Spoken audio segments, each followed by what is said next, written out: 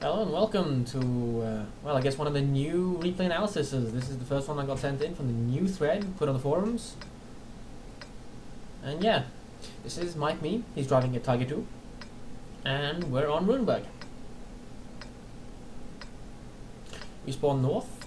We're in a tier 9 game. Come on. Let's pause it here. And let's have a look at these teams. Now, we get a Conqueror, they get an E75, they also get a WZ1114. Now obviously I've got XTM stats and I see that this guy's got 302 registered battles in it, so he's probably fully upgraded. Looking at our Conqueror, he's fully upgraded, Tortoise looks fully upgraded. We're fully upgraded, I6 is definitely fully upgraded, T54's got the good gun in my opinion, SU-152's got the derp, 212A's fully upgraded, KB5, Boss got the 15 centimeter. If he's finding heat or knows where to shoot that thing, that might not be too bad. T71, T29's got T29's a retard. You can fit the stock gun to the top gun to the stock turret. Personally, I'd upgrade armament first. However, in return for them having 2 tier 9 heavy tanks, we get a tier 8 heavy tank more over them. They get tier RT, we get tier 9 RT. Though on a city map, unless this guy really knows how to play tier 9 RT over tier 8 RT, I'd rather take the tier 8 artillery and get an extra tier 9 tank. Anyways, let's play and see what happens.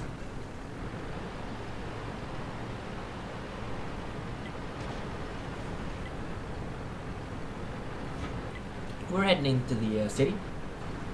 We've got a Conqueror in front of us and an I6 going further to the left. And that's it.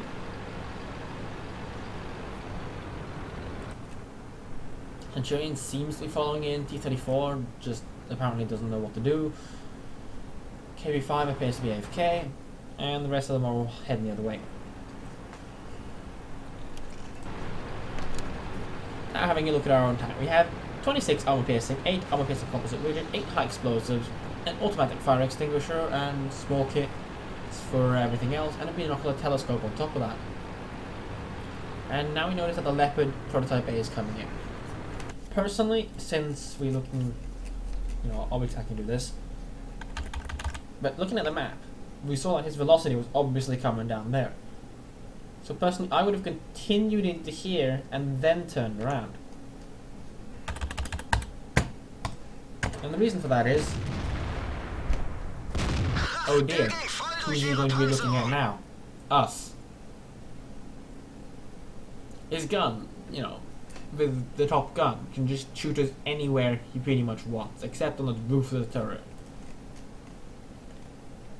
That's going to penetrate, upper bases will penetrate, front of the turret will penetrate. But to be honest, you've got a big ass target, this.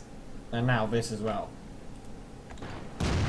But he goes for the I6 instead. And we notice that the Type 61 and WZ have also shown up.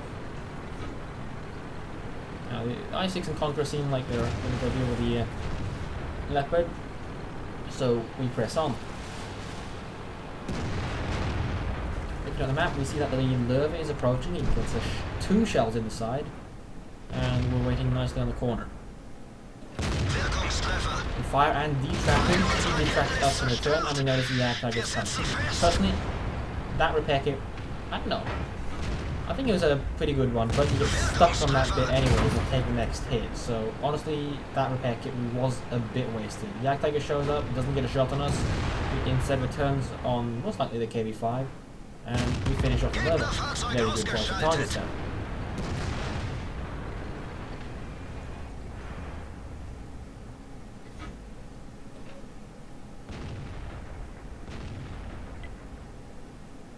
Now it's a bit on the waiting game. The M12 asks us to fall back, which is logical. However, the 212A would actually be in a better position to support us due to his line of fire. For the M12 to be able to help us, the Tiger, the Yak Tiger would pretty much have to come completely around the corner to be able to be shot. Noticing that in the corner of my eye, the Type 61 has on low health, and he's definitely was sideways in front of us, and we put a 306 damage shell into his side. We then side scrape. Now I'd be getting worried about this Jagdtiger, rightfully so. However, we decided to try to take another pot shot at the WZ. Luckily he misses us, because if he had hit our side armor, he would likely have penetrated. Noticing on the map, the Jagdtiger showing up. We notice it as well. However, it doesn't seem like he has a shot on us, and he fires at the T-34 instead. Now this is the waiting part of the waiting game, and it seems we're going to go with the Jagdtiger. Seems we're going to back up a bit. And let's pause it there. That's too much angle. The WZ hits you on this area. Well, this is about what he can see, but he hits you here. He can penetrate, and behind that's your ammo rack. So that's just too much angle on the Tiger 2. If you're waiting for someone to come around the corner, you can do that. Let me just pause that again. If you're waiting for someone around the corner, you can do this, fire, and then angle your tank in again. So this is the angle it gets. So when you see the enemy coming around the corner, you basically fire, drive forward while angling in, which will, if the reaction time is just fast enough to realize that, yes, in fact, he is over angled, but not fast enough to realize he's just turned it in against you, you'll bait the shot. The only way you're going to get penetrated if he has ridiculously good reaction time. At 0.1 seconds, he's able to react at fire. Otherwise, it's not going to catch it. Anyways, this is now again back to the waiting game. WZ shows up, we fire and actually penetrate, and then we over angle again. If he's fast enough, he would have been able to shoot you in the back. But we're conscious of the Jagdtiger. However, he doesn't show up, and we back up out again. And now the Jagdtiger shows up. We have a look at him and see, can this guy shoot us? We don't think so. He gets hit by artillery, but he can actually shoot us. And I'm going to pause it here. He shoots us. The mark is there, which meant that this could be hit. Which meant that if he did shoot you in the back of the turret, he would have likely penetrated you. And that can be nasty. He does at the top gun. So that's, well, a little bit under half of your currently remaining health nicked off in one shot. The Jagdtiger gets hit by likely the M12, since a 212A would have done more damage, and he decides to back up. Well, he did get hit by the M12, judging by the sound of impact. Now I'm noticing on the map, RKV5 and Tortoise are pushing down the middle road. We've won the village, which is really convenient. And currently the scores are 6-5, but I wouldn't count that much since we've lost 2 of our tier 9, well, 3 of our tier 9 tanks actually. And the enemy's only lost 2, and they still have an E75 left. Don't know how much health he's on, but it is actually on the other side of the map, which is nice for us. If the E75 had been inside of the city, this game may have turned different. And we've loaded an APCR shell for this Jagdtiger, which, with a bit of careful aiming, isn't necessary, but that's just a waste. But that's what we had in the gun barrel, that's what we're going to fire. Firing that shot, we load back to an armor-piercing shell, and the 2 remaining tanks get taken out. Noticing that, we switched to a high explosive shell. Now, high explosive is iffy at times, especially against some artillery. The Crusader SP, that one can be a tough one, since it doesn't really have any thin armor plate for you to aim at. However, we spot the M40, M43, and we begin aiming. Let's pause that one. That's way too low. If you hit them here in the tracks, you're not going to kill them. You need to hit this, or this strip of armor at the back, or the back of the gun. That's the only time you're going to penetrate them with high explosives. However, he's definitely spotted us. So, you also need to remember that high explosives travel slightly slower than your standard armor piercing, and definitely slower than your armor piercing composite rigid. So extra lead needs to be applied. Not that much though, so you can still aim here and your shell will probably still hit here. Also, I guess it feels like you're using the servo reticule or something like that. Personally, I dislike the servo reticule for a good reason. Because it really makes it hard to shoot targets on the move if you reticule if you're trying to react to your reticule's movements, because that reticule's movement isn't stable. Without the servo reticule, however, of course you get that slight higher chance of it just going all the way into nowhere, but if you're ping stable, that isn't the problem. Anyways, let's play and see what happens. And that M4043's definitely spotted us and is now running away. However, he'll have more than enough time to turn on us. The Crusader SP's been spotted on the 7-8 line, and there's still the Geschutzwagen Panther missing. We've spotted the entirety of the 0 line, so he can't be there. He's either with a Crusader SP, in which case he would have hit you by right about now, since he's still driving in a straight line predictably. The other one is he's waiting for you inside there. Right inside there, pre-aimed on that, and if he's got a heat shell, he can nick 1,000 of your health off in one shot. Tortoise is going down that line. So yeah. Crusader SP gets spotted. We won't get a shot. And there's actually the Panther. And don't worry about him looking, sideways pointing into the wall. He actually isn't, and we'll see. 2, 3. That's a bit slow on the reaction time, and he clicks on us. But more than enough time to click back on him. M40, M43 comes around the corner, and if he's got an armor-piercing shell, you're dead. He doesn't. However, he does shoot you right in the gun, I believe. Or he shot you somewhere like here. We return the favor to him and shoot him right there. Personally, I would have aimed for this, because if you hit the gun, it's likely that we may not have penetrated. But he's fired anyways, and we've got more than good enough time to finish him off. The only issue is that the Tortoise might come along. That's not going to happen as we nudge him to death. And that's pretty much the end of this replay. We're not going to get any more damage into this E75.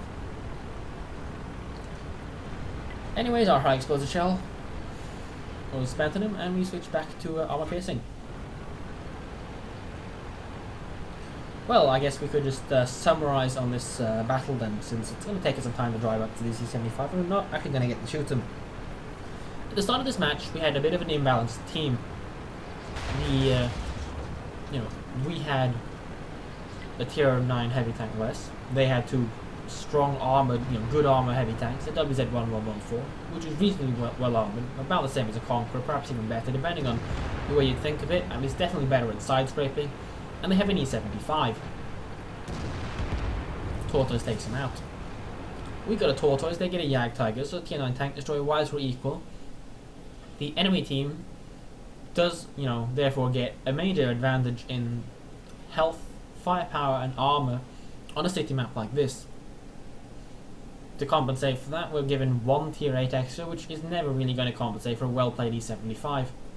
Or, for that sake, a well-played WZ-1114. And, not to mention, our Rheinmetall also get a 15cm gun, which, personally, I find a disadvantage. Though, the additional alpha damage, if he plays correctly, can be a real nice asset if he hits, penetrates and deals damage with his shells.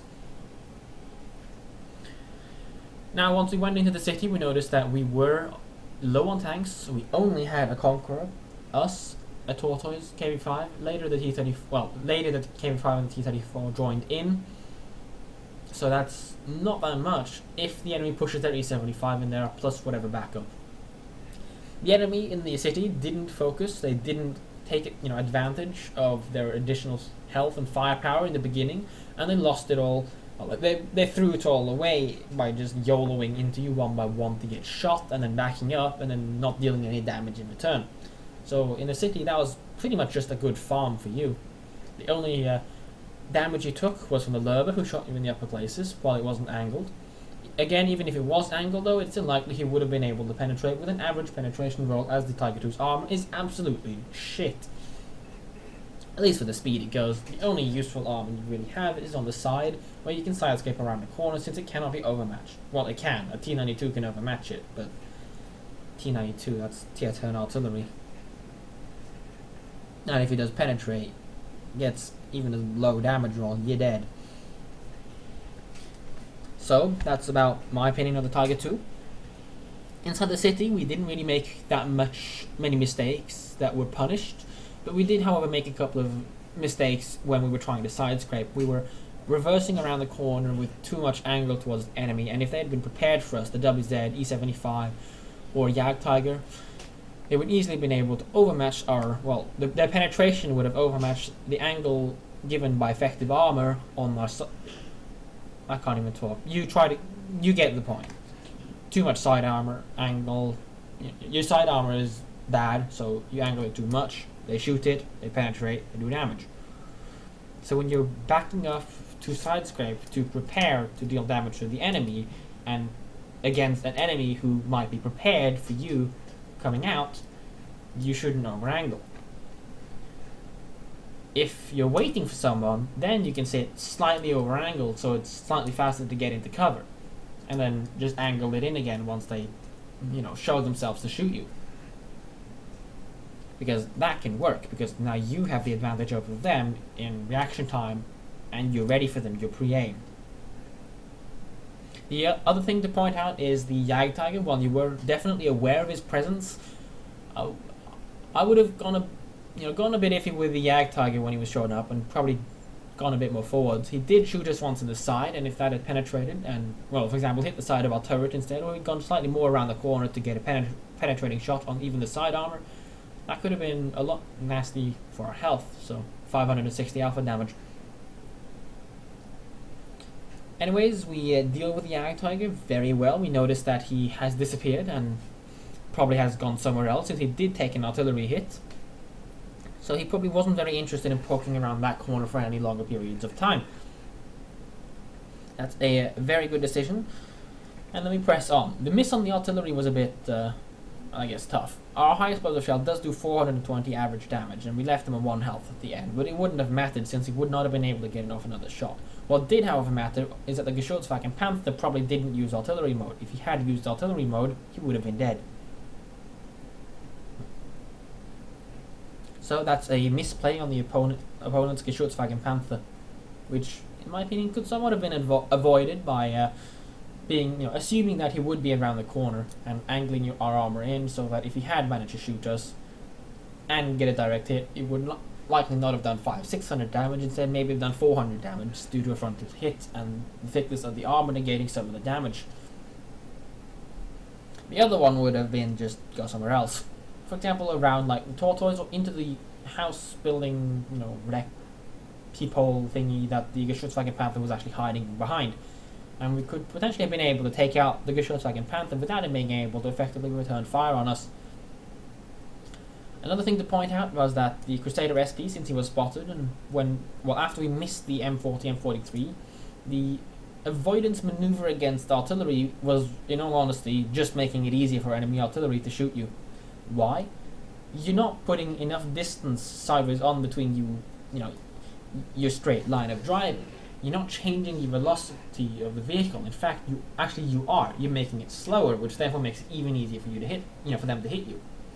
Plus the fact that it takes you longer time to get to the building in front of you, which would put you in a safe position from the M40, M43. So in that situation, I would have just plowed on, honestly, I just plowed on straight forwards. Not to mention the fact that the Crusader SP, takes 2 years to aim. And even if it does aim far and hits you, it's going to do 200 something damage to your front. Anyways, that's really all the comments I have. Thanks for watching, and see you in the next one.